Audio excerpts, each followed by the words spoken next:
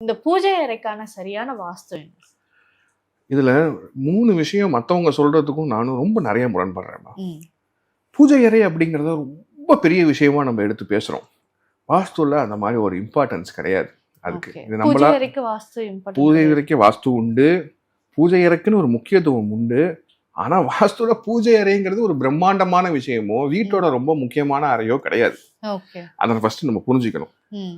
பூஜை அறை அப்படிங்கிறது ஃபர்ஸ்ட் என்ன அப்படின்னா, கடவுள் அங்க இருக்காரு, வீட்டுல இருக்காரு, நம்ம அவருக்கு ஆராதனை பண்றோம்னு நினைக்கிறோம். என்ன பொறுத்தளவுக்கு மனிதனோட மிகப்பெரிய பூஜை அறைங்கிறது அவனோட மனசுதான். ம். அவன் மனசை விட ஒரு பெரிய பூஜை அறை கிடையாது.